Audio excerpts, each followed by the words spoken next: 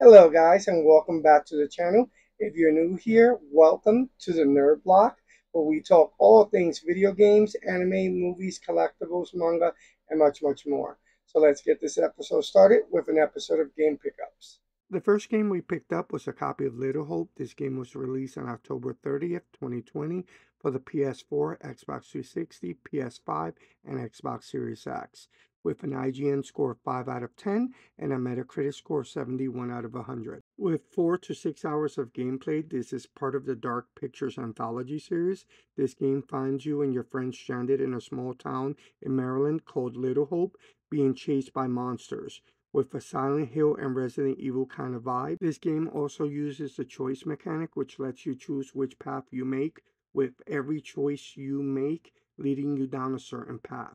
Even though sometimes the game doesn't feel like the choice path really works, it's still part of the mechanic. With some amazing graphics and creepy music, this game gives off a creepy atmosphere which you have to venture out and explore. One thing that makes this game quite unique to me is that you get to travel between 3 different time periods that are all interconnected. Adding real life historic events to this game adds a whole different twist to the gameplay and flushing out characters' backstory even more. So I highly recommend you playing this game if you like horror survival games. So add Little Hope to your PS4 collection now. The next game we picked up was a copy of Until Dawn, released on August 25th, 2015, with an IGN score of 7.5, released on the PS4 and PS5. This is another horror survival game with some amazing voice acting from Hayden Panettiere from Heroes and the Scream franchise. With a mix of horror movie tropes like Cabin in the Woods and the Scream franchise cranked up to the max, what can possibly go wrong? With a huge emphasis on the choice and consequence mechanics, makes this a thrill to play. It's almost like you're reenacting a horror movie from the comfort of your own home. With about 10 to 15 hours of gameplay and its increasingly intense moments, every choice you making adding to the different outcomes and some quick timing events that can suggest whether or not you live or die. You will have tons of fun playing this game. I highly recommend Until Dawn to add to your collection. The next game we picked up was Outlast Trinity Collection. It was released on April 25th, 2017 for the PS4 and Xbox One with a Metacritic score of 8.4 out of 10. In this collection, you get one of the most terrifying collections of all time. You get Outlast 1, Outlast 2, and Outlast Whistleblower. This is one of the biggest horror survival franchises of all time, up there with Silent Hill and Resident Evil. In this game, you start off as a journalist who breaks into an insane asylum because of reports of horrible experiments being conducted on patients. As you investigate the insane asylum, you come across inmates who've broken out of their rooms and are trying to murder you for some reason. The game plays in first-person view with a huge emphasis on stealth mechanics, which makes this quite different from other horror survival games. In this game, all you get is a camcorder to guide your way through the insane asylum. With super scary jump scares and a thrilling story, I highly recommend you adding Outlast Trinity to your collection. The next game we picked up was a copy of Resident Evil Biohazard, released on January 24th, 2017 for all modern consoles, with an IGN score of 7.7 out of 10 and a Metacritic score of 86 out of 100. This is a horror survival game published by Capcom, known for making games like Resident Evil and other horror survival titles. You play as Ethan Winters as he searches for his missing wife. Ethan gets a tip that his wife might be in an abandoned plantation owned by the Baker family, which what he doesn't know is that the plantation is populated by an infected family. What makes this Resident Evil game quite different and closer to the original Resident Evil game is that you focus more on exploration and solving puzzles more than enemy fighting, just like the original Resident Evil game. One of the cool aspects of this game is that you play in first-person view, just like the original Resident Evil game, which they took a big risk on and it pays off.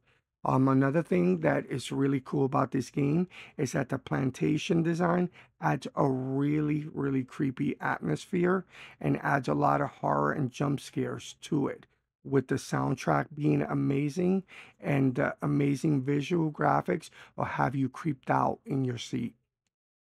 One of the other amazing things that this game added was the inclusion of PlayStation VR. So you can play with the PlayStation VR and it's like you're really there, adding a whole new level of horror to this game. It's already creepy as it is, and doing the VR takes it to the next level. And this is why I recommend you adding Resident Evil Biohazard to your collection.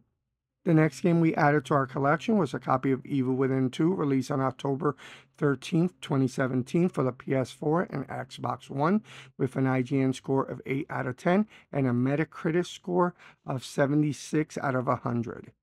This game can be purchased physically or through Game Pass for free, with them also having the first Evil Within. This is a single-player horror survival game. It's a direct sequel to the first Evil Within, as you play as Sebastian, going back to his unreal nightmare. But he has a bit more confidence in this game. Sebastian is on the hunt for his daughter and answers on why she's missing. When I tell you I saw the trailer to this game and I was like, what the heck? This girl is burning up on fire trying to kill him. I had to own the game. I'll post up part of the trailer on here so you guys can see. It was intense.